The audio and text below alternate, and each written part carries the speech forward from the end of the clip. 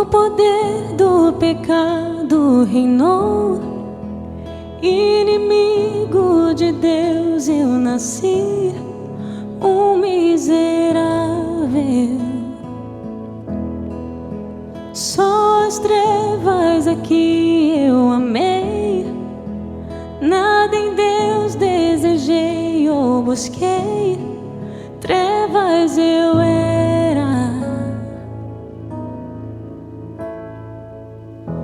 Sim, graça eterna e soberana me alcançou, chamou-me, buscou-me, a graça superabundou.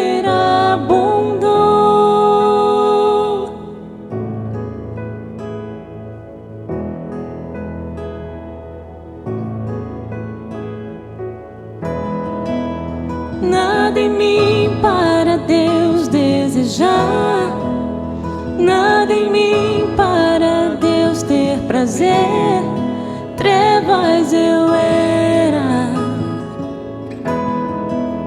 Meu caminho foi escuridão. Diz assim: como é feliz, ou em algumas versões, bem-aventurado aquele que tem suas transgressões perdoadas e seus pecados cobertos.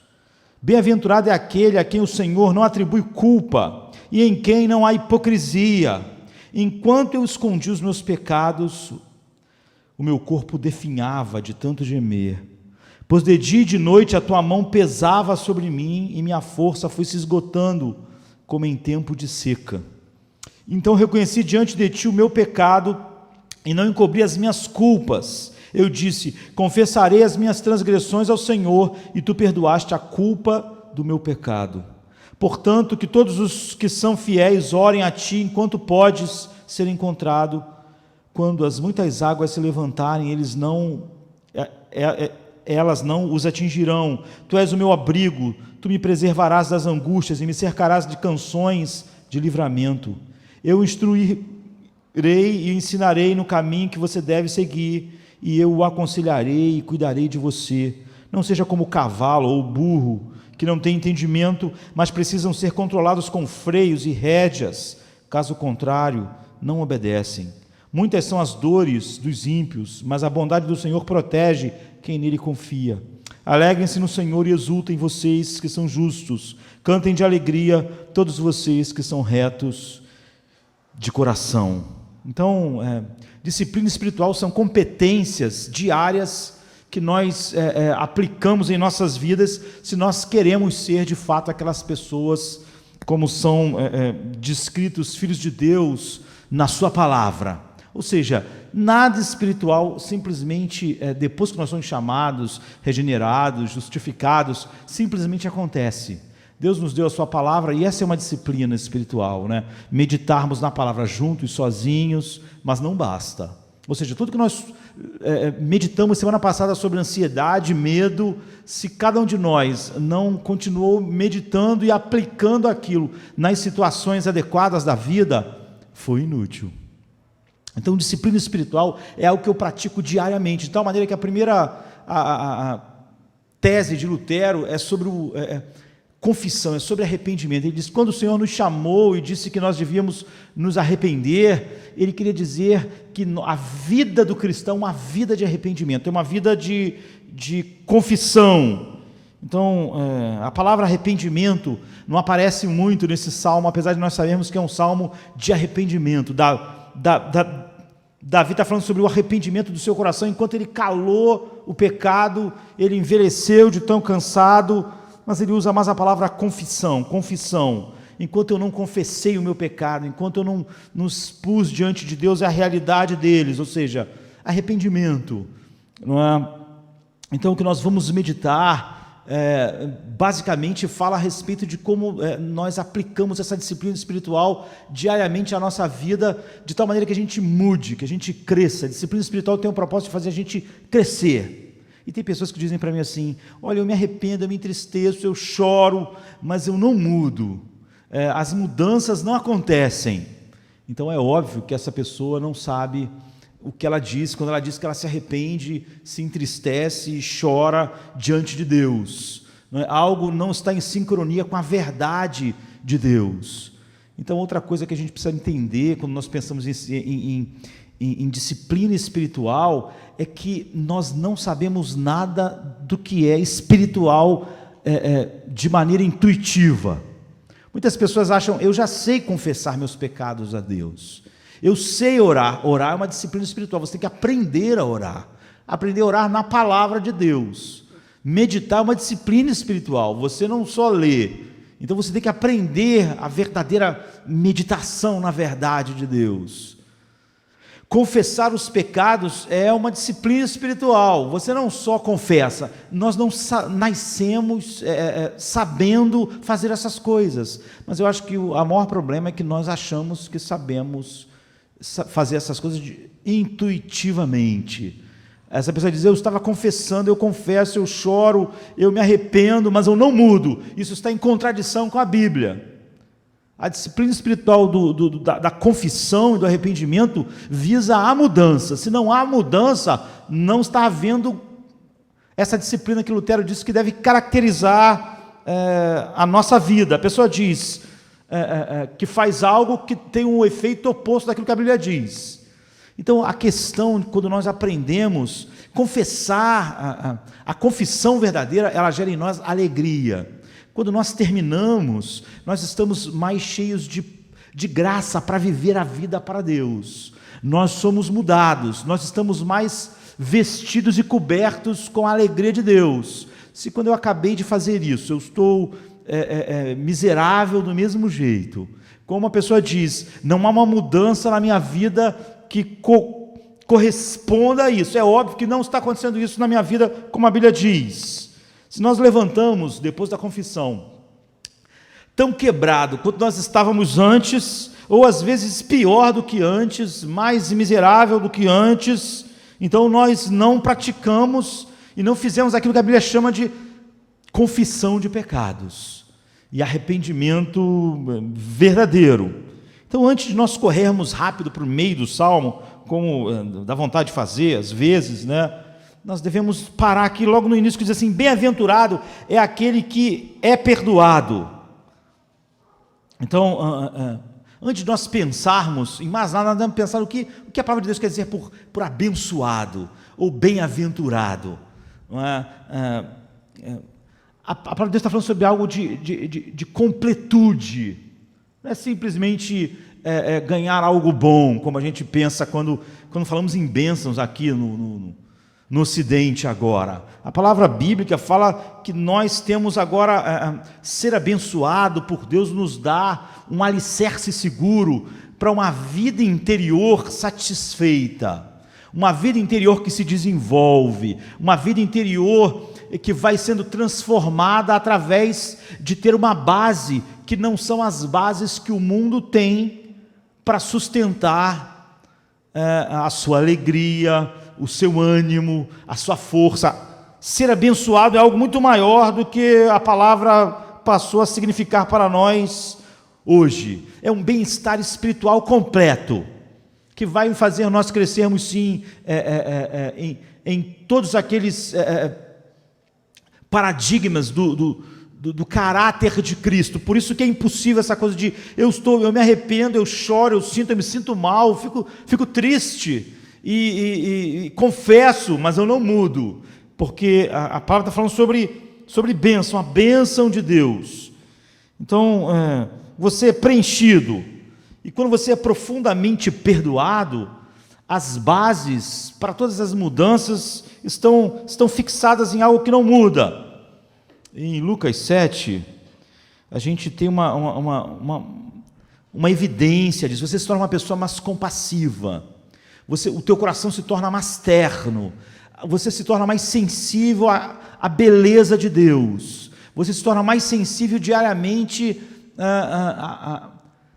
à graça que flui de Deus, o que faz você se tornar uma pessoa mais compassiva com aqueles que estão à sua volta. A Bíblia conta em Lucas 7 uma história de Jesus na casa de um homem chamado Simão, que era um líder em Israel, um fariseu, e ele é cordial, ele mas toda a cordialidade dele ao receber Jesus, você vê, melhor do que outros fariseus que nem receberiam Jesus, nem dariam uma refeição para estar sentado com ele, ouvindo o que ele ia dizer. Há algo nele de cordial, mas, no entanto, é distante, é remoto, é igual o coração de muitas pessoas que têm uma relação com Deus, diz que tem uma relação com Deus, mas sempre há aquela dificuldade de ser mais do que simplesmente cordial. Há uma distância, há uma coisa remota, há uma luta, há uma dificuldade. A Bíblia diz, esse é um problema do arrependimento. Esse é um problema que, se existe, a pessoa não pode simplesmente dizer, olha, eu tenho uma certa dificuldade em sentir a graça de Deus operando em mim assim, e de tal maneira que me torne uma pessoa mas compassiva. Uma mulher entrou na casa de Simão e ela começou a beijar os pés de Jesus e molhar seus pés com suas lágrimas, enxugar com o seu cabelo, e aquilo deixou Simão um pouco chocado. Ele disse,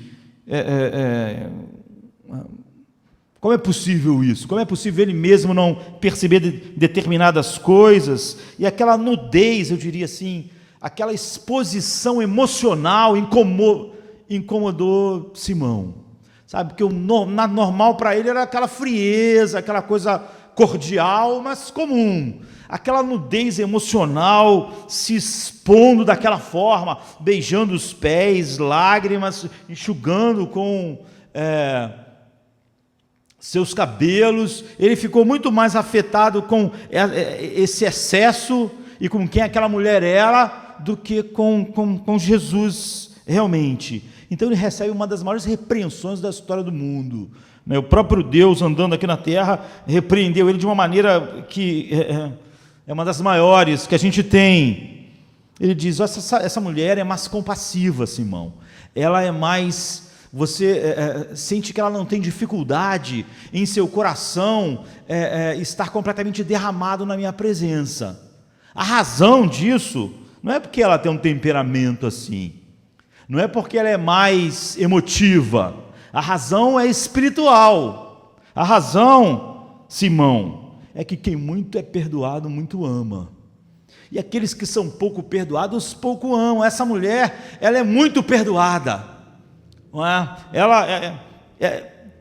Ela enxerga o que o perdão é e o que ela é. E você não enxerga. Então, a dificuldade de se derramar o coração na presença de Deus, é uma dificuldade com a confissão, é uma dificuldade do perdão, do arrependimento, é uma dificuldade totalmente focada nessa disciplina e espiritual, e não algo dos nossos sentimentos. Então é a mesma coisa que Davi está dizendo aqui. Não é? Feliz, abençoados são as pessoas que são perdoadas. Ela está dando uma amostra do que Davi está dizendo lá. Feliz, abençoada, com coração compassivo. Nós podemos colocar que há 3 tipos de pessoas. Há pessoas que no mundo, que elas não se veem mais demais. Elas não se veem totalmente pecaminosas. Elas não se veem, e o Evangelho está cheio disso. Por isso que a doutrina tão clara na Bíblia e tão clara na evidência, a doutrina mais evidente no mundo é a depravação total dos homens. É a única doutrina que você tem diariamente, em qualquer mídia que você abrir, você tem ela estampada lá, a maldade sem limites do ser humano. Não é no jornal, é na televisão, é na internet, é no seu coração, andando no ônibus. Em todos os lugares está estampada essa doutrina, além da Bíblia falar claramente, mas um monte de cristãos não aceitam ela.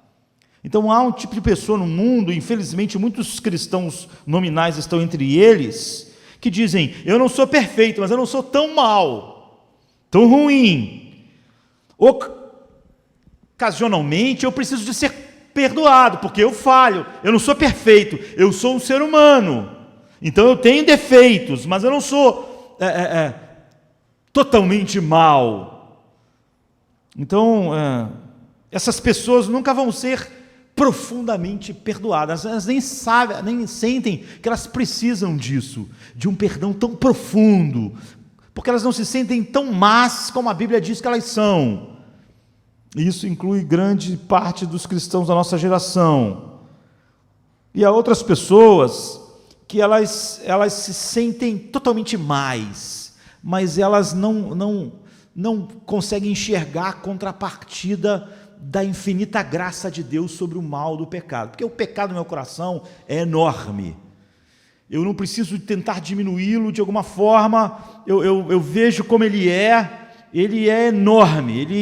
Ele não eu não comparo com as pessoas da minha volta aquilo que é externo para tentar fazer uma média para mim não achar que eu sou tão mal. Ao mesmo tempo, o meu pecado, apesar de ser totalmente mal, naturalmente, o meu coração, não é, fora aquilo que Deus faz nele, é o coração de um ser finito. O mal em mim é finito tanto quanto eu sou finito.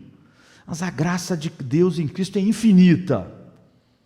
Mas há pessoas que não, que elas são contrárias daquelas que não se veem tão mais, mas elas não podem se regozijar numa graça que é para o pior dos pecadores. Elas não podem se regozijar com o apóstolo Paulo que diz, olha, para mim que sou o principal dos pecadores, o pior dos pecadores. Ao olhar, você sabe que Paulo não fez uma pesquisa para saber que ele era pior, ele só olhou para o coração dele. Ele não podia medir o coração de todas as pessoas, mas ele podia olhar para o dele. E o que ele viu lá, ele disse, eu sou o principal dos pecadores, o pior dos pecadores. Mas há essa contrapartida que algumas pessoas não têm. Então elas também não vão receber aquilo que a palavra de Deus está dizendo, porque elas não conseguem ver a graça de Deus dessa forma. Elas até podem entender um Deus se voltar se há alguma coisa boa nelas. Há muitos cristãos que pensam assim também. Mas ele fazer algo em direção a alguém totalmente mal, que não merece nada, ele não pode. Então, há terceiro tipo de pessoa que vê que é profundamente ruim, mas que a graça de Deus é superabundante. É sobre essa pessoa que Davi está dizendo, é essa pessoa que aquela mulher expressa. E Davi diz, essas pessoas são as pessoas mais felizes do mundo. Elas não são só, você vê, elas não só reconhecem isso e ficam miseráveis, elas são as pessoas mais felizes do mundo. Elas não são aquelas pessoas que eu estava dizendo no início, eu choro, eu confesso, mas não muda, minha vida é triste, algo... Não, essas são as pessoas mais felizes. E Jesus disse que elas são mais felizes porque elas têm a percepção de que elas são muito perdoadas, na mesma medida da profundidade do pecado delas, que é tão grande. Então, se você tem uma visão não alta, mas um pouquinho acima daquilo que devia ser, você não pode estar aqui. Você vai achar que você não é tão perdoado assim. Ou se você achar que tu é totalmente mal, mas não conseguir ver a graça de Deus como essa coisa que é derramada totalmente para o indigno, você vai se sentir miserável quando enxergar a vilania do seu coração.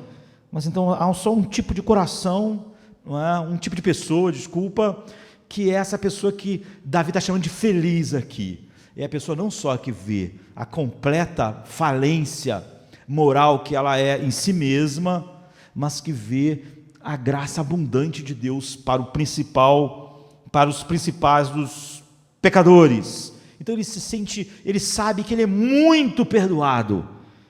E isso é uma coisa notável. Ele é o homem mais feliz do mundo. Faz toda a diferença. É sobre isso que essa disciplina está falando, sobre você não acabar o seu momento de confissão diária e oração e confissão e se levantar miserável como você estava, ou a sua vida não mudar. Ele diz, bem-aventurado, são as pessoas mais felizes do mundo. Ela tem bases fixas que o resto do mundo não tem para todo o resto da vida. Mas algumas pessoas da nossa geração podem dizer, olha, a nossa geração é tão assim, né? Você pode ver nos cultos se fala pouco em culpa, não é? Você vai ouvir mais nos cultos que psicologia secular que vai um caminho oposto, Porque tudo que a gente quer é que as pessoas se sintam bem e que elas tenham um período de culto em que elas tenham uma palavra inspiradora, que elas saiam mais confiantes em si mesmas para enfrentar a vida. Elas querem autoajuda. E na nossa geração, então, a gente está banindo a culpa de todos os lugares. Então alguém pode dizer assim, olha, mas a gente não é uma geração, as pessoas dessa geração podem dizer, cheias de culpa, toda essa coisa sobre como tratar a culpa é meio que desnecessário. Em outras gerações, as pessoas viviam cheias de culpa, por causa da realidade daquela geração que não é a nossa. A culpa não é um problema da nossa geração, como era dos nossos pais, dos nossos avós e dos nossos antepassados. Porque a sociedade tradicional, as culturas tradicionais diziam como as pessoas deviam ser, como elas deviam viver, a expectativa que tinha para elas. Agora esse é o seu lugar, agora você tem que se encaixar aqui, agora você tem que viver assim. E quando as pessoas não conseguiam se encaixar, não conseguiam viver daquela forma, não conseguiam agir daquela maneira, então elas se sentiam culpadas. Mas nossa geração é totalmente diferente. É claro que nessas sociedades tradicionais do passado, as pessoas viviam cheias de culpa. Hoje, todo mundo começa a escolher o que quer ser, o que lhe faz feliz. Você cria a sua própria identidade, não naquilo que é dito a você, mas você mesmo define isso.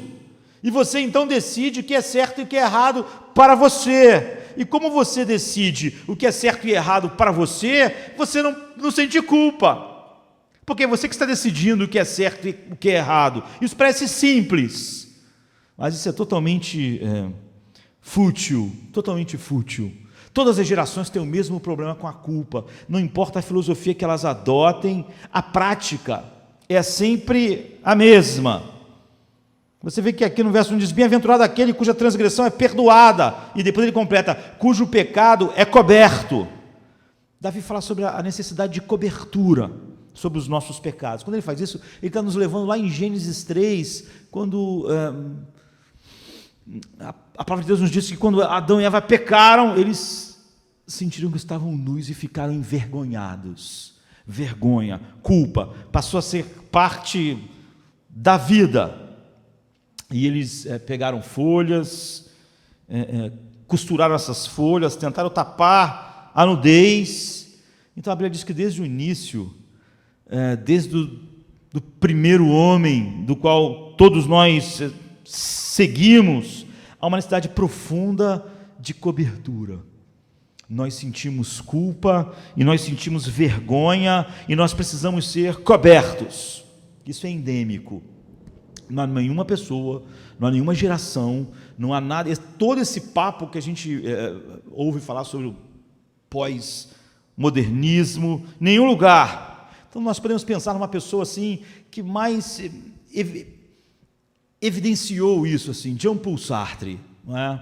Um dos maiores filósofos existencialistas, ateu, nasceu em 1905, morreu em 1980, ateu, que tem uma obra vasta, teve um relacionamento aberto, assim, com Simone de Beauvoir, que é uma das principais teóricas do feminismo, tão corrente hoje, tão antideus. Por isso, porque essas filosofias são assim, de Sartre, de Simone Beauvoir, são doutrinas, são filosofias antideus.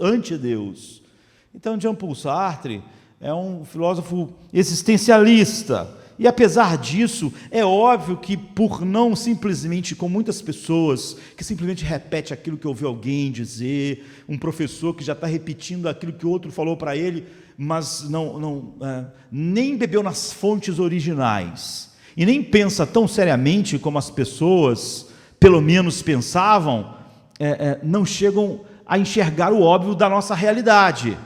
Jean-Paul Sartre, apesar de ser ateu, existencialista, falar que não existia certo e errado, ele mesmo tem que enfrentar que isso não resolve o problema da culpa, que isso é bom na teoria, mas na prática não funciona. Então, ele escreve e ele enfrenta essa realidade. Então, há uma obra dele, O Ser e o Nada. de Jean-Paul Sartre, onde ele vai falar exatamente a respeito disso. E ele começa a descrever no livro um homem que está numa sala escura, assim, não há luz na sala, mas ele olha e tem uma porta, e ele vê que está entrando uma luz pela fechadura da porta. Então ele vai olhar, e quando ele vai olhar, ele vê pessoas lá, pessoas fazendo coisas, falando, conversando, e essa pessoa pode ficar assistindo. Ele diz, Sartre, no livro, uau, isso é o máximo. Nós achamos isso porque isso nos dá poder, saber coisa das pessoas, sem que as pessoas saibam, não é? Ter essas informações nos dá poder sobre as pessoas. Todos nós, todos os seres humanos, ele diz, gostam disso, de ser um espectador não visualizado. Quem dera nós fôssemos capazes de ver tudo sem sermos vistos. Quem dera nós tivéssemos capacidade de ler o pensamento das pessoas. Isso é nos dar poder sobre elas. Porque nós íamos entrar nesses recantos íntimos da mente, do coração, e é isso que ele faz com essa imagem. Nós gostaríamos de ter um espelho unidirecional, né? Que nós só olhássemos para ver o que está lá dentro, mas não refletisse nós mesmos. E agora você tem poder, você está sentado no banco do motorista, você vai poder dirigir as coisas, mas de repente na ilustração de Sartre, quando ele está olhando pelo buraco da fechadura para essas pessoas, o que elas estão fazendo, o que elas não estão fazendo, o que elas falam, o que elas fazem juntas, o que elas fazem sozinhas, quando ele está olhando, ele escuta um barulho atrás dele, e quando ele olha, tem uma outra porta com uma fechadura e ele vê que tem um olho olhando para ele. Então ele se sente totalmente desconfortável. Toda aquela sensação de conforto que ele estava, de poder ver sem ser visualizado, se perde, porque ele percebe que ele tem um outro espectador não visualizado. Agora ele está com vergonha mesmo de olhar, de ter sido visto, olhando no buraco da fechadura para outras pessoas, mesmo aquela atitude que ele estava imaginando ser poder, vantagem, agora ele está envergonhado de estar fazendo aquilo porque alguém está vendo. E ele diz que isso é a coisa que mais nos desumaniza, isso é insuportável para nós. E por quê? Porque ele diz isso, que isso nos desumaniza, porque nós precisamos controlar como as pessoas nos veem. Ele diz, nós não queremos que as pessoas nos veem, nós queremos que elas só possam ver o que a gente quer deixá-las verem. Nós queremos que elas só saibam de nós aquilo que nós falamos. Nós nos sentiríamos nus se alguém pudesse ler a nossa mente. Se falasse assim, essa pessoa lê mente, a gente nunca queria encontrar aquela pessoa em lugar nenhum. É uma pessoa que eu ia fugir dela. Ele diz, porque isso não vai nos desumanizar. Nós temos que controlar o que as pessoas o que está na nossa mente, não é para as pessoas saberem, nós temos que controlar e só deixar elas verem aquilo que a gente acha que é bom elas verem. Nós não queremos que as pessoas vejam todos os sentimentos que estão em nossos corações. Nós queremos controlar isso, nós precisamos controlar o que as pessoas veem. Porque se alguém tiver um acesso ilimitado, nós vamos nos sentir descobertos, nus. E isso é desumanizante, nós não podemos suportar, é insuportável. E você vê, é claro que Sartre é um existencialista, é claro que ele não acredita em absolutos morais. Agora, se você não acredita em absolutos morais, por que você teria vergonha de alguém ver alguma coisa na sua vida? O que ele está dizendo é que, no fato, você continua sentindo vergonha e culpa, independente de você dizer isso. Porque lá dentro, lá no fundo, não é? Você sabe que você não vive você está negando Deus, como ele mesmo, ele é ateu.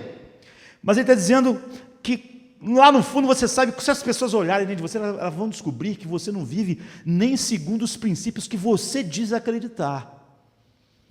Você condena o egoísmo, mas tem egoísmo em você. Então você não quer que alguém veja isso. Que você condena a inveja, mas tem inveja dentro de você.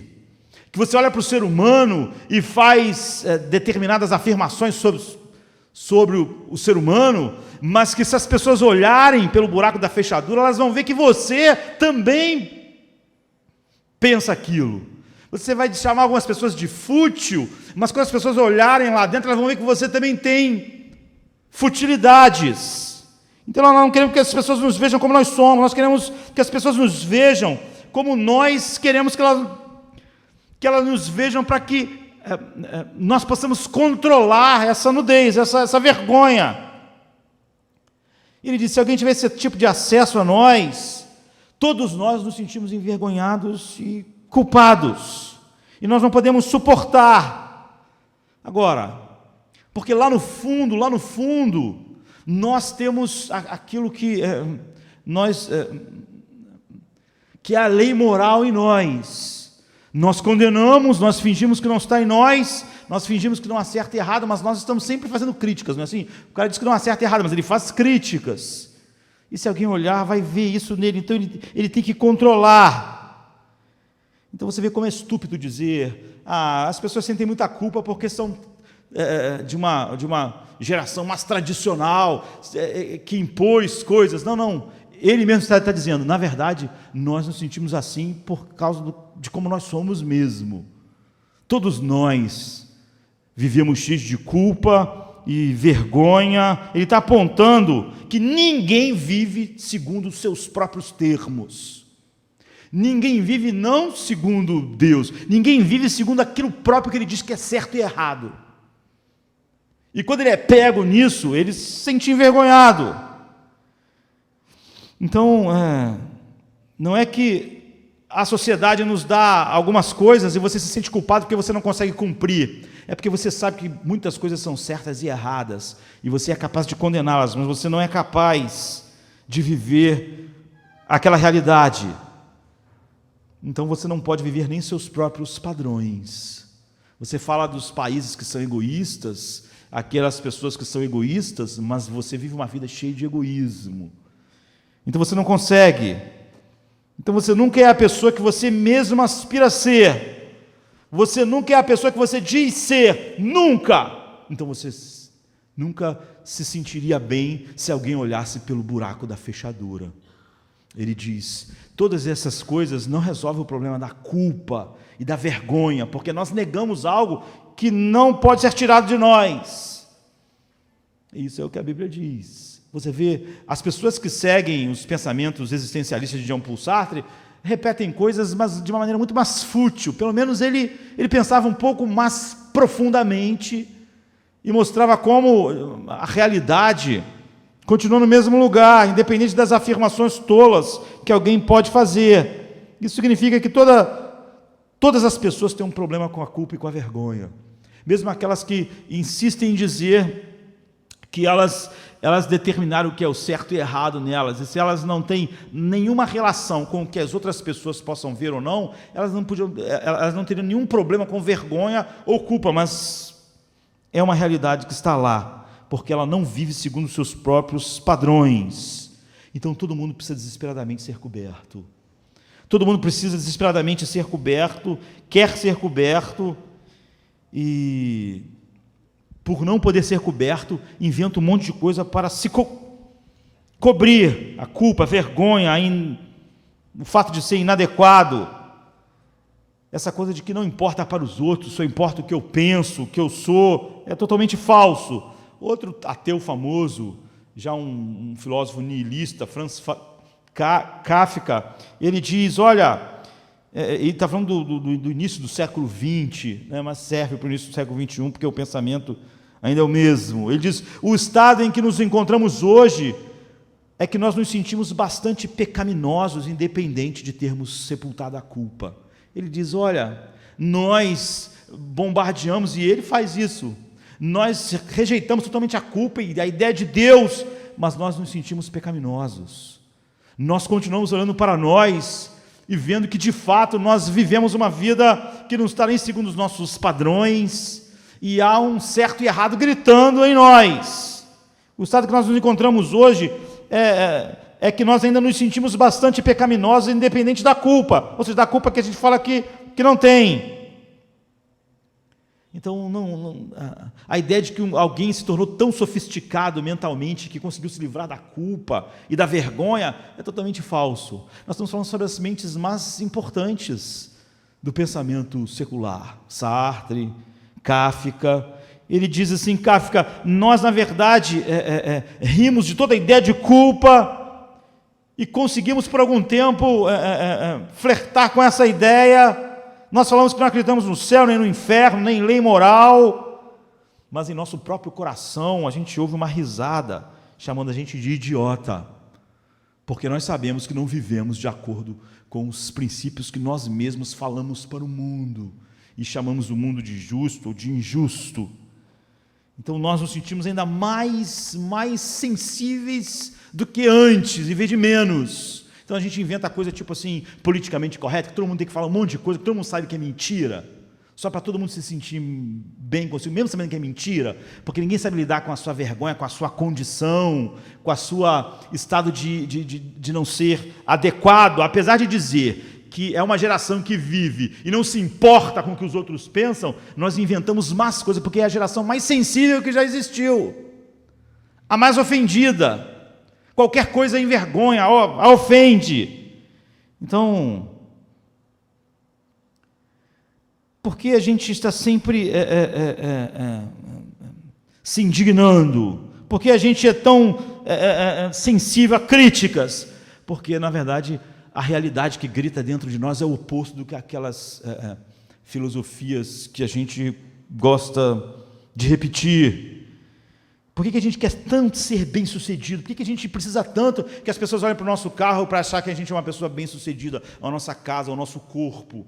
Por quê? Porque a geração que diz que menos importa o que as pessoas pensam, vivem da maneira mais fútil, tentando provar às pessoas aquilo que elas não têm, o que elas não podem ter, porque aquilo vai ser a evidência de que a minha vida tem valido a pena. Por que as pessoas têm que mentir nas redes sociais? Uma vida cheia de coisas que não é a realidade que ela vive. Não só de possuir, mas, sinceramente, se todo casamento fosse como é nas redes sociais, o mundo estava resolvido o problema de casamento. Todos os casamentos nas redes sociais são maravilhosos. Todas as pessoas se amam, assim, grandemente. Por que isso? Por quê? Porque nós não queremos dar nenhuma brecha para o buraco da fechadura. Porque essa geração é a grande negação de tudo que ela diz. Sartre chegou a essa conclusão. Kafka também, apesar deles serem os pais das ideologias, da filosofia que rege o nosso pensamento. Então não importa que cultura você é, que século você se sente profundamente descoberto. Então a Bíblia diz, bem-aventurado é aquele que Deus cobriu, e aí então você não tem que se cobrir mais. É por isso que ele está dizendo sobre ser bem-aventurado, ser completo. Você realmente não precisa. Não seria incrível? Não seria um descanso incrível? É sobre isso que Davi está dizendo. Você não tem que se defender o tempo todo.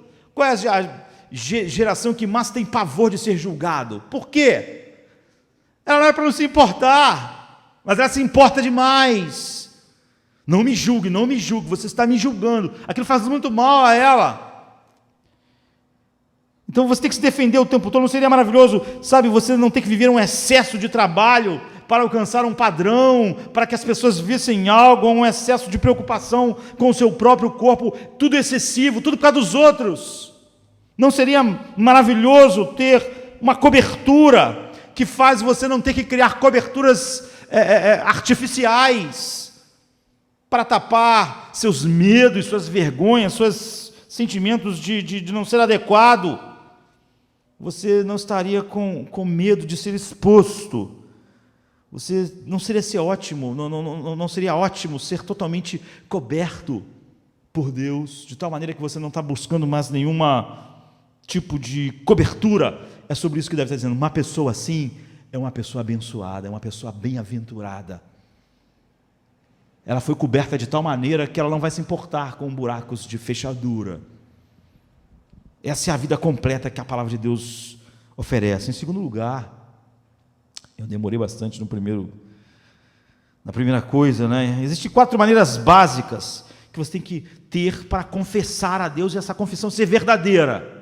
Para não ser aquilo que a pessoa diz, eu confesso, eu choro, me sinto mal, mas eu não mudo, porque não é, de fato, confissão, como nós temos que lidar com a culpa, com a vergonha, com a sensação de que nós falhamos. Essas 4 coisas têm que estar lá. E elas se encaixam tanto quando você confessa a Deus, quanto você confessa aos homens o seu erro, sabe? O pecado contra Deus e aquilo que feriu outras pessoas. Mas basicamente nós vamos falar sobre Deus. Mas ela se encaixa muito bem, quase que em tudo, em relação às pessoas. Então a primeira coisa para a confissão funcionar, você tem que decidir o que é verdadeiro e o que é falsa culpa. É fato, algumas pessoas dizem assim, mas quando você fala contra a psicologia secular, não existe uma falsa culpa, existe uma falsa culpa. Ou seja, nós podemos nos sentir culpados daquilo que realmente nós não somos culpados. Ou nós podemos exagerar na culpa de algo pequeno, como se fosse algo monstruoso. Ou algumas pessoas podem sentir culpa e responsabilidade daquilo que elas não são responsáveis. Sabe, você vê uma pessoa miserável, porque o Rio de Janeiro é como se ele fosse realmente a pessoa que vai ser responsabilizada pelo Rio de Janeiro. Um dia alguém disse para mim assim, Deus vai cobrar Campo Grande de você. Você está totalmente enganado, não é? Deus vai cobrar eu de mim, não vai cobrar Campo Grande de mim. Não é? Mas as pessoas inventam isso. Você vê, imagina uma pessoa que cisma que Deus vai me responsabilizar ela por tudo que acontece em Campo Grande. Ela fica louca. É uma falsa culpa. É óbvio que a primeira coisa que você tem que fazer é saber o que é a verdadeira culpa e a falsa culpa. É óbvio que uma criança pode se sentir culpada porque seus pais estão se separando, e ela não é culpada. Existe a falsa culpa e a verdadeira culpa. Não é? E você só pode realmente confessar adequadamente se você souber separar. Por exemplo, Davi diz assim no capítulo 51 do Salmo, no versículo 5, eu vi o meu pecado que é contra ti somente pequei, e fiz o que era mal aos teus olhos. E você pode dizer, ele matou uma mulher, ele matou uma mulher, não, ele roubou a mulher de um homem, ele deixou esse homem morrer, planejou a sua morte, mas ele diz, somente contra Deus. É porque Davi está nos dando a maneira com a qual nós julgamos aquilo que é a verdadeira culpa e o que é a falsa culpa. Eu acho totalmente razoável, não é? Nunca alguém ir em frente antes de ter certeza daquilo que é a verdadeira culpa, porque a Bíblia só vai tratar da verdadeira culpa. A falsa culpa, você tem que simplesmente jogar ela fora. Tu tem que simplesmente afastar ela de você. Não há o que fazer do ponto de vista de Deus, porque não é uma verdadeira culpa. Agora, mas como eu sei se uma culpa é verdadeira ou é falsa? Esse é o problema. Porque se você quiser tratar isso como um sentimento, você nunca vai saber. Não é? Porque culpa já é um sentimento. E você não tem como, com um sentimento, julgar se aquela culpa é verdadeira ou falsa. É sobre isso que Davi está dizendo. Dizer simplesmente que alguém tem que seguir a sua própria consciência para saber o que é culpa, o que não é culpa. Muitas pessoas vão ter problemas enormes se elas simplesmente irem nessa direção, porque você precisa de uma régua, e a régua para medir seus sentimentos não podem ser seus sentimentos, tem que ser uma régua, alguma coisa que você coloque lá e veja, e não é um termômetro.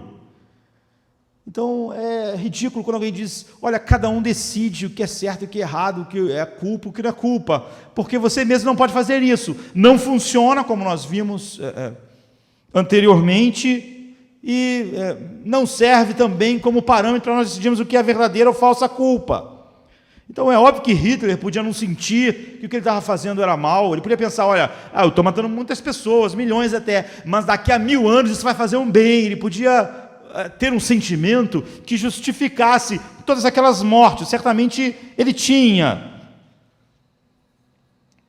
E se alguém de fato que diz que o próprio homem decide o que é certo e errado baseado nos seus sentimentos, então ela nunca poderia dizer que Hitler estava errado em algum momento em qualquer coisa que ele fez, mas as pessoas não podem ser coerentes com essa ideia, porque a ideia é racional, porque elas não podem ficar em paz com a ideia de que aquilo que Hitler estava fazendo era certo, porque ele achava que era certo. Então como você pode passar a vida sem uma régua? Então, na verdade, não importa o que os pais dizem, o que a sociedade diz, o que as pessoas dizem, mas é óbvio que a solução disso não é o que eu sinto resolve. Eu não posso usar meus sentimentos como régua. Então, tua mente não pode decidir o que é certo e errado e nem decidir também se a tua culpa é verdadeira ou falsa. É sobre isso que Davi estava dizendo.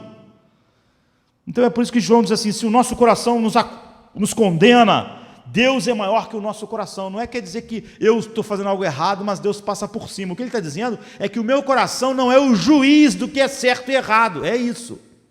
O meu coração pode dizer, isso está errado. Eu preciso de uma régua. O meu coração não pode decidir isso. Ele não decide. É isso que João está dizendo. É o que Davi está falando. Ele tem a palavra de Deus como a régua externa, um livro externo. E eu preciso olhar para a palavra de Deus objetivamente, aquilo que eu estou sentindo, o que eu estou fazendo, ou o que eu estou olhando e dizer, isso está certo ou está errado. Isso que eu faço está certo e errado, aquela ideologia está certa e errada. Eu tenho que ter uma régua. E quando eu olho para o meu sentimento de culpa, eu tenho que ter uma régua que eu possa olhar para aquilo, e nem sempre é tão fácil, em muitos casos mas em outros não. Eu preciso de ajuda, eu preciso de ouvir a palavra de Deus sendo pregada, eu preciso de aconselhamento, às vezes. Em segundo lugar, você tem que distinguir, essa é a primeira coisa, você tem que distinguir entre a falsa culpa e a verdadeira culpa. Isso só a palavra de Deus. O que a palavra de Deus diz que é errado, toda a culpa que flui daquilo que a palavra de Deus diz ser errado, é a culpa verdadeira. E sempre que nossas mentes nos acusam daquilo que moralmente está de acordo com o que a palavra de Deus diz, apesar das nossas consciências também caírem, serem alimentadas de formas erradas, mas há sempre nela lá algo que Deus mantém. Então, eu vou para a palavra de Deus, o que ela diz, ainda que o coração condene, se a palavra de Deus vai lá e diz outra coisa, então não é culpa real. É isso, é externo. A segunda coisa é que eu tenho que distinguir entre dor e autopiedade, senão eu não posso confessar de verdade. A primeira coisa é distinguir a verdadeira e a falsa culpa, porque a pessoa me diz assim, eu me sinto tão mal sobre o meu pecado, então eu choro sobre o meu pecado, então eu confesso o meu pecado, mas quando eu levanto, eu estou me sentindo tão mal quanto antes. Mas isso é o oposto do que a Bíblia diz. A Bíblia diz, quão feliz é o homem cujo pecado, depois que ele confessa, cujo pecado é perdoado. É o homem mais feliz do mundo e não miserável. E é um homem que muda. Então, aqui no versículo 5 ele diz, confessei-te o meu pecado e a minha maldade não encobri. Dizia eu, confessarei ao Senhor as minhas transgressões, e tu perdoaste a maldade do meu pecado. Então você vê, ele fez questão de, apesar de falar em iniquidade e pecado, ele quis depois acrescentar algo para mostrar de que maneira a gente olha para o pecado e a gente diferenciar a dor da autopiedade da dor pelo pecado. Após a confissão verdadeira, no versículo 8 e 9, no versículo 8, por exemplo, aqui do capítulo 32, ele diz assim, instruir-te-ei e ensinar-te-ei o caminho que deves seguir, guiar-te-ei com os meus olhos. Então, Deus está dizendo o seguinte, eu quero te aconselhar olho no olho, eu quero que você olhe para mim. É por isso que o perdão, o arrependimento, confessar, essa disciplina espiritual e o arrependimento sempre leva a mudança, porque sempre nos traz para cá. Eu quero te aconselhar cara a cara, é o que ele quer dizer, eu quero guiá-lo pessoalmente, eu não quero que você haja como um cavalo, como uma mula, sem entender, que precisa ser guiado por rédea. Então diz assim, não sejas como o cavalo, nem como a mula, que não tem entendimento, cuja boca precisa de cabresto e freio, para que não se cheguem a ti. Então pense numa mula. Ele está falando sobre arrependimento de pessoas, e isso é a maneira de você diferenciar dor verdadeira do verdadeiro arrependimento da autopiedade, que é o que move muitas pessoas quando elas vão pedir perdão a Deus. É por isso que elas se sentem mais miseráveis. Ou então, elas não se sentem, mas não há nenhuma mudança na vida delas. Por causa disso aqui, pensa numa mula. Ela está se movendo, ela está andando, e ela quer comer um troço que está à sua esquerda. Então ela vai sair do caminho, porque é o que ela quer. Então aí o cara vai e puxa a rédea. A rédea faz uma pressão, machuca um pouco. Ou então lá com os bois, o cara usa os aguilhões, dá uma espetada aqui, dá uma espetada ali. Aí o bicho não vai para onde queria ir. Daqui a pouco, ele já vê outra coisa fora do caminho que ele quer também. Ele vai de novo, puxa-se a rédea de novo, espeta o aguilhão. Ele sente a dor, então ele não vai. Até que ele fica esperto e percebe que se ele for para aquele lado, ele ganha o puxão na rédea.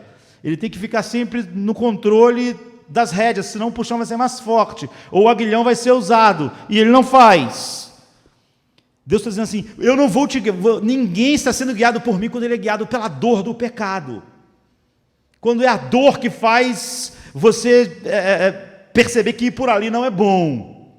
Ele diz, eu não vou guiar vocês como mulas e cavalos, é no olho a olho, eu vou dar entendimento. Então a mula, ela não entende o coração do mestre, ela entende que é ruim para ela fazer determinadas coisas. O boi, entendeu? Ir para lá é ruim, porque eu vou ganhar aquela espetada que dói. Ir para lá é ruim, que vai dar o puxão, ou então o cara do cavalo vai usar a espora para me fazer aquilo. Não, eu não quero.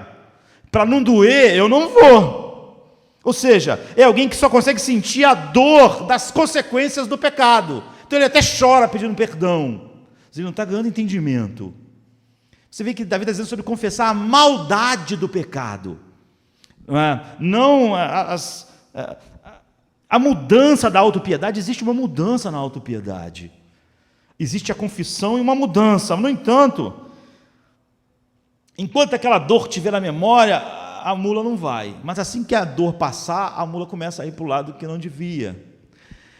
É assim a mudança da dor do pecado, da autopiedade. Quando você sente pena, igual Caim, meu castigo é duro demais. A consequência do pecado é dura demais. Não é uma boa ideia ir por aquela direção. Mas daqui a um tempo, quando começar a desaparecer a dor, quando a dor ficou um pouco para trás, você começa a fazer de novo as mesmas coisas. Você é uma mula. Não se ofenda, é Davi que usou a metáfora. Você é um burro, você é um cavalo, está sendo dirigido não face a face. Isso não é confissão. Você vê, essa pessoa pode chorar, pode se arrepender e pode até mudar, mas ela volta a fazer. Assim que ela experimentar com o passar do tempo um alívio de todas aquelas consequências.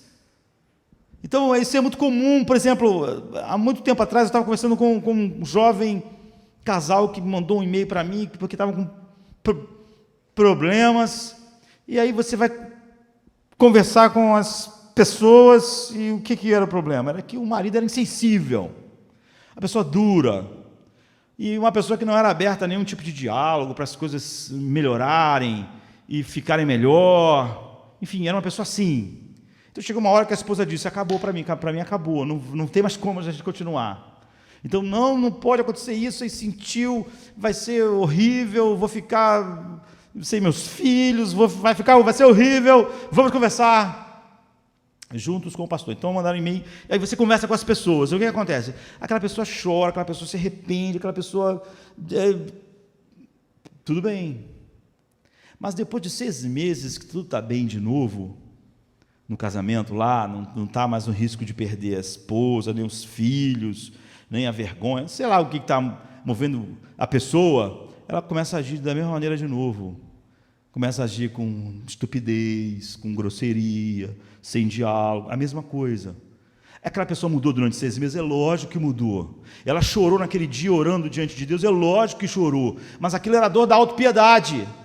Ela começou a ver as consequências de agir daquele jeito que estava fazendo na família dela, nos filhos dela, em tudo que agir. Mas depois de 6 meses, 7 meses, 8 meses, aquela pessoa começou a achar que a sua esposa não ia largar ele mais. Então ele começou a esquecer a dor. E como não tinha mais dor, ele voltou ao padrão antigo, voltou a fazer a mesma coisa. Aquele, por favor, não me deixe, já tinha ficado muito tempo atrás. Aí o que acontece? As pessoas mandam outro e-mail para se aconselhar com você de novo. Isso tudo é inútil. É inútil porque aquelas pessoas, aquele homem, ele nunca confessou, ele não fez o que Davi está dizendo. Eu vi a maldade do meu pecado, a maldade. Não é que eu vi que ia doer em mim, ia ser horrível ficar sem os filhos, ia ficar horrível sem a minha esposa, e agora como vai ser a vida? Então, é um motivo totalmente diferente. Para haver a verdadeira confissão, tem que haver a visão da dor por causa daquilo que o pecado é, e não aquilo que o pecado faz em nós. Em outras palavras, aquela pessoa estava com pena de si mesmo, pena da sua vida miserável, como ia ficar, pena como seus pecados levaram ela a ficar sozinha, a ficar sem os filhos, a perder isso, a perder aquilo, a perder metade do salário, sei lá. Mas ele não viu o mal como mal em si mesmo, ele não viu o seu temperamento, seu egoísmo, o fato de ele ser frio, ele não viu isso como mal em si, ele viu o mal, tudo que isso gerou. Como resultado, aquela pessoa não estava confessando. Você vê porque pessoas dizem para você assim: eu confesso, eu choro, eu me arrependo, eu acho horrível, eu me sinto mal, mas eu não me sinto melhor. E nem a mudança real a longo prazo. Não está vendo nenhum defeito com o verdadeiro arrependimento. Não está havendo a verdadeiro arrependimento. Então, primeiro tem que haver a diferença entre falsa culpa e verdadeira culpa. Depois, deve ficar evidente de que eu não estou tendo autopiedade. O que está movendo o meu choro, minha tristeza, na maior parte das vezes, é só um chafurdar na autopiedade em determinados momentos. E é óbvio que não vai haver diferença a longo prazo. Em terceiro lugar, você precisa mudar então a perspectiva. É a única maneira de confessar a Deus e as pessoas de verdade, aquilo que Davi está dizendo, que dá aquele resultado. Eu confessei as minhas transgressões ao Senhor. Então, confissão, está falando de arrependimento verdadeiro. A palavra confissão do grego, homologeu, quer dizer falar a mesma coisa, mas não é só uma coisa verbal. Deus pode dizer assim: isso aí que você está fazendo é inveja. Confissão é dizer a mesma coisa, é inveja. Senão, não é confissão. Se você tiver uma outra palavra, um eufemismo, uma explicação, confissão é dizer a mesma coisa que Deus diz. Deus diz algo sobre o nosso pensamento. Sabe, o cara olhou para uma mulher e luxúria. Deus diz: isso é luxúria. Se você falar que é outra coisa, não é confissão. É dizer a mesma coisa, mas é óbvio que não é só uma coisa verbal. Eu posso dizer que é dizer a mesma coisa. Você precisa ter uma distinção entre falsa culpa e verdadeira culpa, entre dor que a verdadeira confissão traz e a autopiedade também causa dor, fazer a diferenciação. Então você deve mudar a perspectiva. E como isso funciona? Você tem que se colocar no lugar do que foi injustiçado. Vou dizer, aquele casal que eu estava dizendo, a pessoa tinha que se colocar no lugar do outro que vivia com o outro durante anos, uma pessoa fria, indiferente, sem nenhum interesse pelo outro. Ele tem que sentir essa dor. Ele tem que sentir o que o outro sente. Ele tem que mudar a perspectiva. É por isso que muitas vezes você ouve pessoas que dizem assim para você, ou você diz: bem, se eu te ofendi, eu quero te pedir desculpa. Essas pessoas não estão falando sério. O que a pessoa está dizendo é o seguinte: na minha perspectiva eu nem te ofendi. Mas se você quer ouvir, e as pessoas acham interessante alguém falar desculpa, então desculpa. Essa pessoa não devia falar nada, ela está brincando com Deus e com as pessoas. Bem, se você se sentiu ofendido, eu não ofendi. Eu não sinto que isso seja ofensa. Então isso não é confissão. Então, você não pode pedir desculpas assim. Por que você está fazendo isso? Porque você não quer se colocar no lugar daquela pessoa que ouviu o que você disse, que experimentou o que você fez. Você só pode pedir perdão verdadeiro se você se colocar naquele lugar e sentir aquela realidade. Então é óbvio que nunca vai acontecer isso. Se você... é porque você não quer fazer isso, você não quer parar para pensar no mal que você provocou. No mal, como se ele tivesse feito a você. Então aquela relação não vai ser curada. Quando você diz para alguém: olha, se você se sentiu ofendido, me desculpa. É óbvio que aquela relação não está sendo curada. É óbvio que a mesma coisa, a gente está falando de algo para Deus, mas você vê, ele se estende confissão também horizontalmente, homologeu, é dizer a mesma coisa, sentindo a mesma coisa. Então quando você pensa em Deus, você pensa, olha, eu acho até que não é possível, finalmente, mas você tem que sentir algo a respeito disso. Você tem que, quando pede perdão a Deus, ir até esse ponto. Senhor, eu não posso imaginar finalmente como é criar alguém, em seguida fazer o coração dessa pessoa bater, e ela respirar, e ela se mover, e bombear o seu coração. Eu mal posso imaginar o que é fazer isso por alguém, dar a sua existência, manter a sua vida, fazer todas essas coisas maravilhosas, e essa pessoa quebrar contigo várias vezes por dia a sua palavra, ou passar o dia te ignorando, ou você está fazendo o coração de alguém bater, enquanto aquela pessoa simplesmente vive como se você não estivesse lá, agindo. Eu mal posso imaginar isso, mas é uma dor imensa imaginar que algo assim possa ser feito. Eu não posso fazer tão bem a alguém quanto tu podes fazer a mim. Portanto, eu não posso imaginar finalmente o que é simplesmente a minha indiferença a ti num dia sequer. Não posso enxergar o tamanho do pecado, mas eu sinto, eu paro, eu gasto um tempo para sentir o peso disso. É por isso que Davi diz, eu vi a maldade do meu pecado. Não acontece. Então, se você estiver disposto a mudar de perspectiva, a relação começa a se curar. É a realidade horizontal, e também fala da nossa comunhão com Deus. Finalmente você tem que assumir, em quarto lugar e último, total responsabilidade. Ele diz, eu não cobri a minha iniquidade, no versículo 5, ou seja, eu não cobri nada, eu não joguei para nada para debaixo do tapete, eu fiz uma confissão completa, eu parei, eu gastei tempo, eu olhei toda a situação e eu derramei toda a minha maldade. Eu encarei ela, eu parei, pensei nela, sem desculpas, sem responsabilizar ninguém. Eu falei isso porque aquela pessoa fez aquilo, aquela fez aquilo outro, o outro fez aquilo outro. É verdade, algumas pessoas às vezes fazem coisas, mas o pecado delas não é a sua responsabilidade. E ninguém fora de você é responsável pelo que você faz. Portanto, Davi não podia dizer que a Betsabá estava tomando banho, por isso ele pecou. Quando alguém tem um mínimo de desculpa, ele está encobrindo a maldade do seu pecado, ele está escondendo a maldade do seu pecado dele mesmo, é óbvio, não está escondendo de Deus.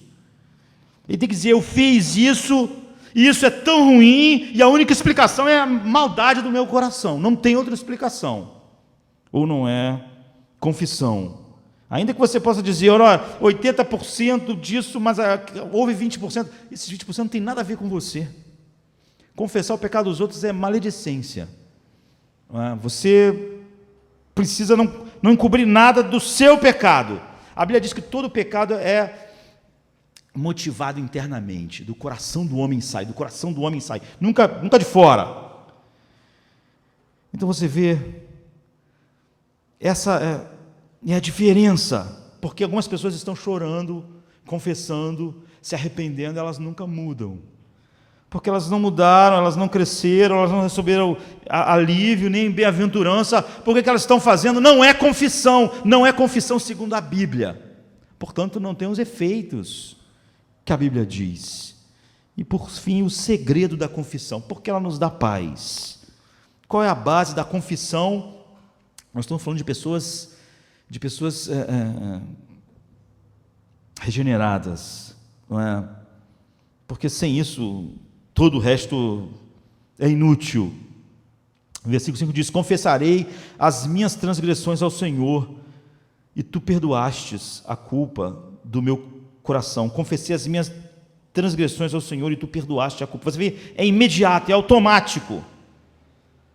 Eu disse, eu vou confessar, e tu hás de perdoar. Bem-aventurado aquele cuja transgressão é perdoada e cujo pecado é coberto. Bem-aventurado o homem a quem o Senhor não imputa a maldade. Esse é o segredo, aí está, e isso é fundamental.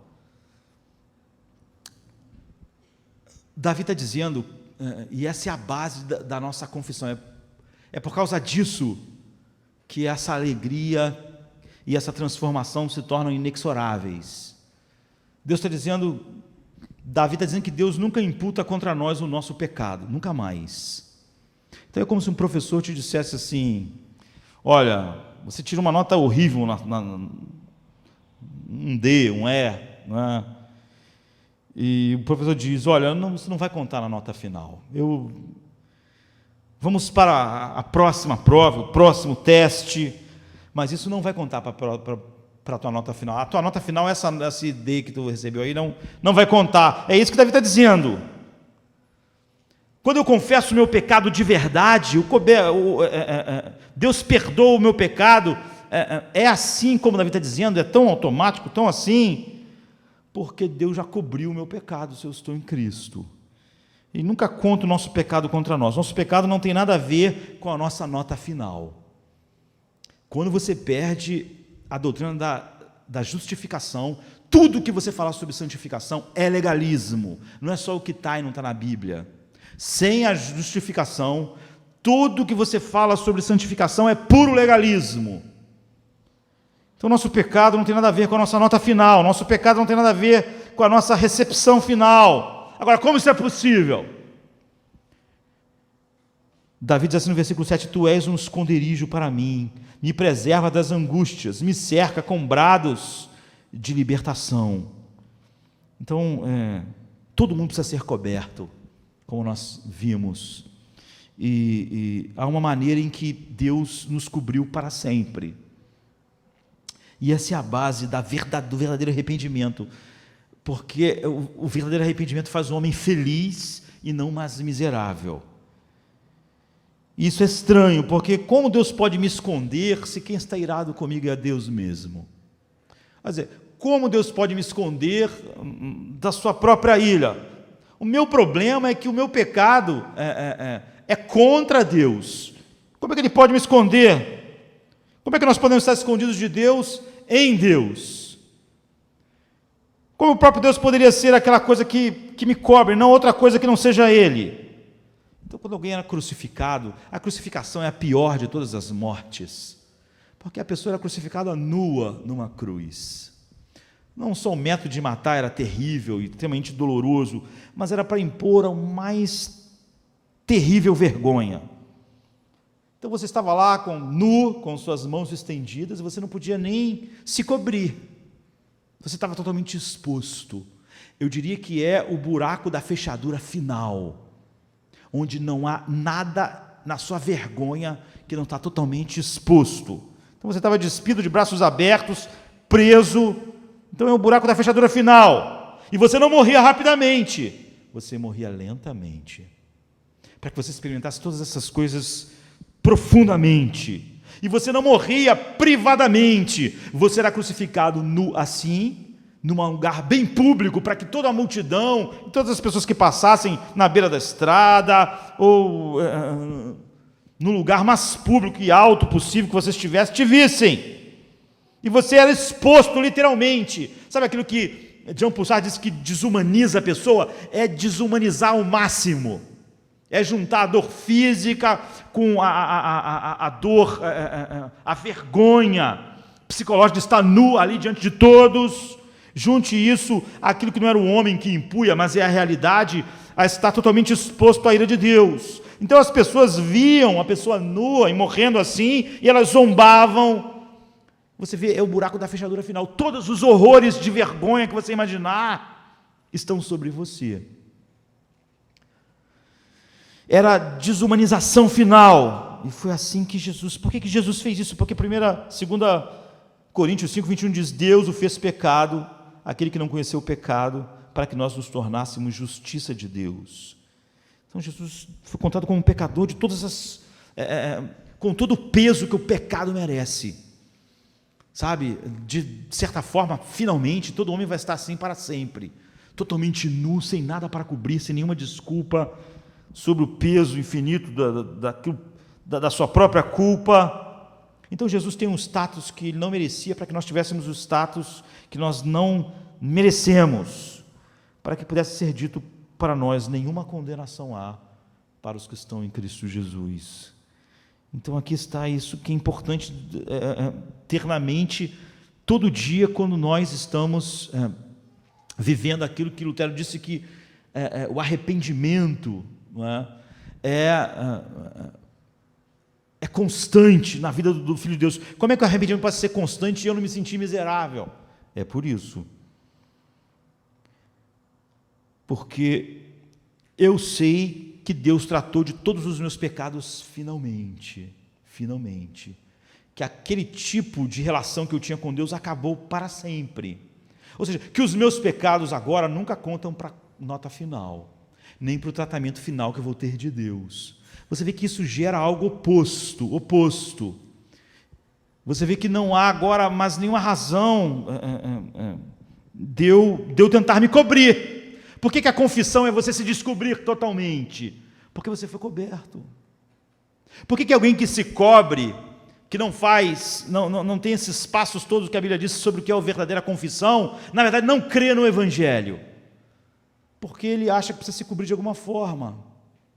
Ele não pode confessar a maldade do seu pecado, porque ele tem que se cobrir de alguma forma. Ele acha que é possível. Então essas pessoas acham que no ato do arrependimento há algo meritório, há algo que move o coração de Deus. Então elas estão pensando assim: Senhor, me perdoa, olha como eu estou triste. Eu estou tão triste. Essa tristeza não merece o seu arrependimento?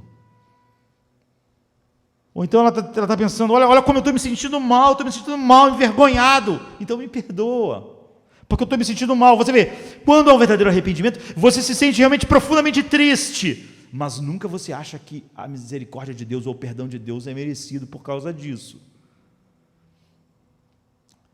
Nunca porque eu me sinto mal. Eu me sinto mal exatamente porque aquilo não conta para a minha nota final.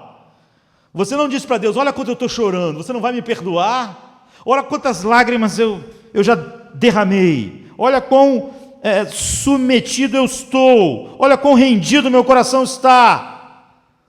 Então você não vai tentar usar a confissão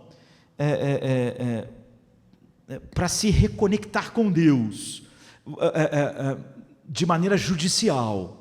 Você sabe que o seu pecado de fato quebrou sua comunhão com Deus, apesar de não quebrar sua união com Cristo. Portanto, o perdão tem a ver com relacionamento. O relacionamento, a comunhão foi quebrada.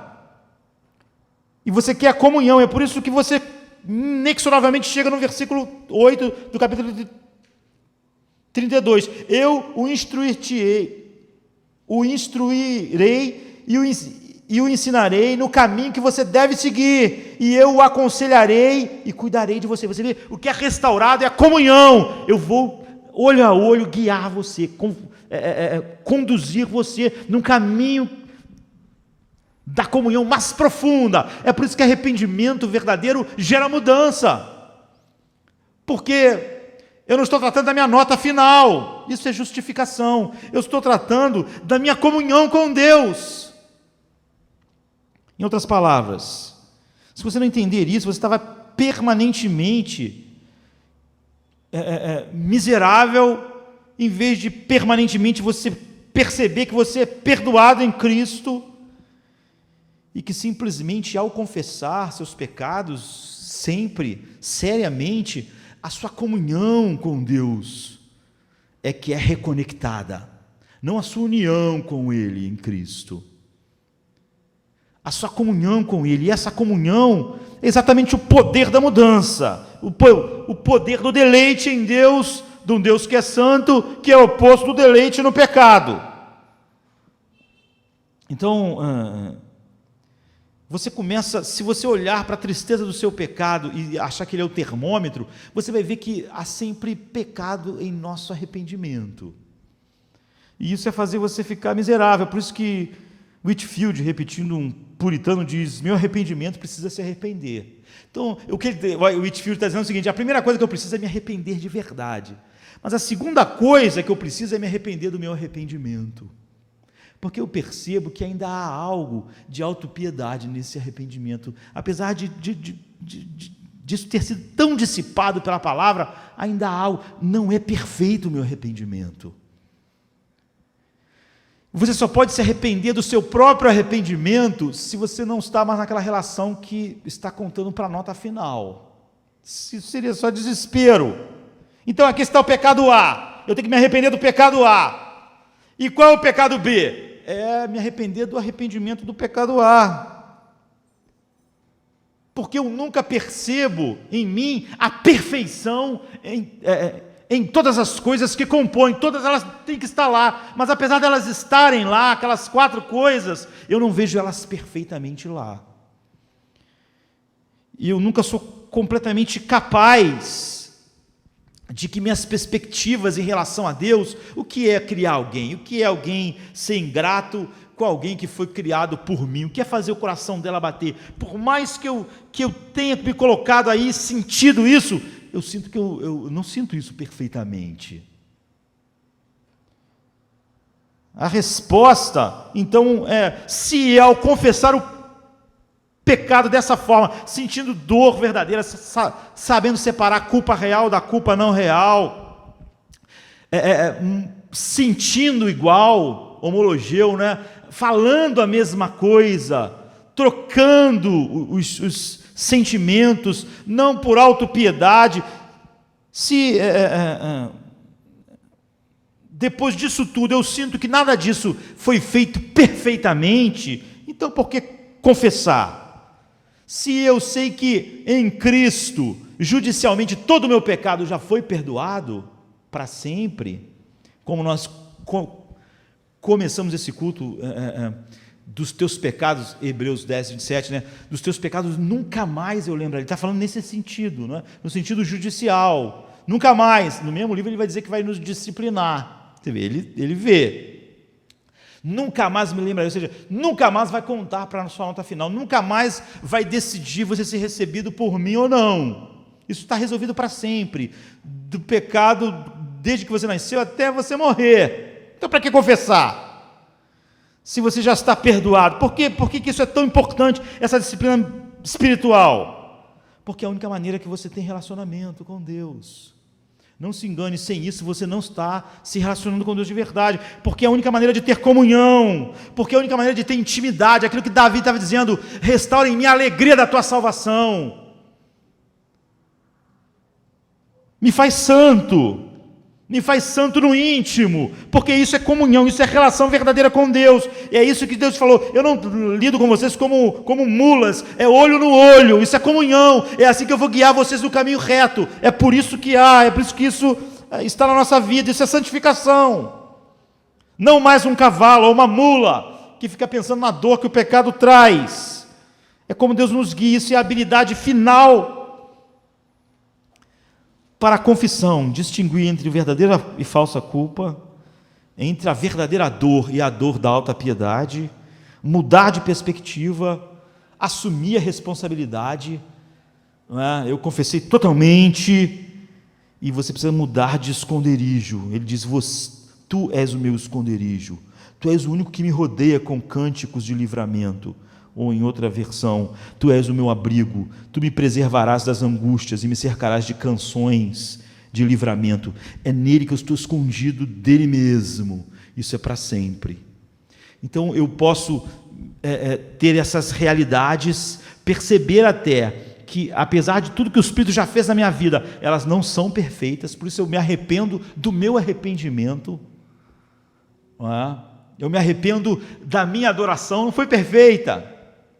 Ela é perfeita e aceita por causa de outro. Não foi perfeita. Deus, o meu novo coração quer adorar Deus de maneira mais profunda. E, no entanto, eu não me sinto miserável por causa daquilo que me cobre agora. Eu não estou mais coberto por mais nada do qual eu tenha que estar preocupado com os buracos da fechadura, porque Jesus, ele ficou no buraco da fechadura final.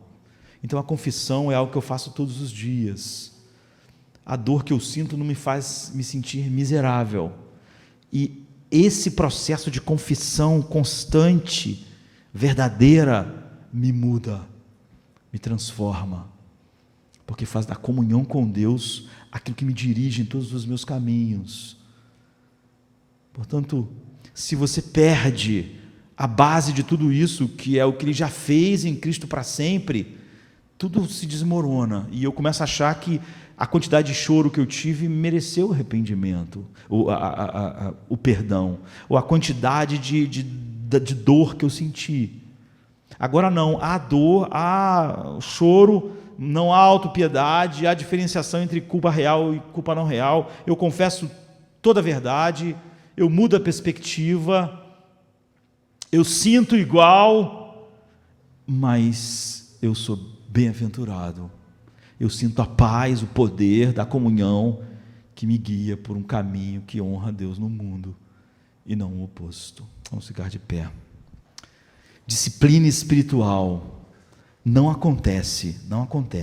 Nós somos chamados para viver profundamente aquilo que Deus nos ensina em sua palavra. O poder do pecado reinou, inimigo de Deus eu nasci, um miserável. Só as trevas aqui eu amei, nada em Deus desejei ou busquei, trevas eu era.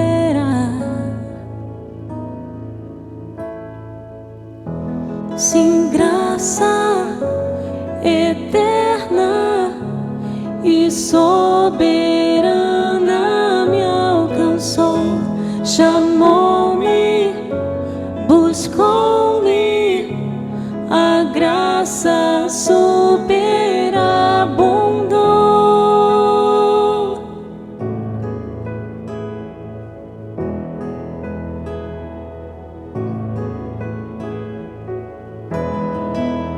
Nada em mim para Deus desejar, nada em mim para Deus ter prazer, trevas eu era.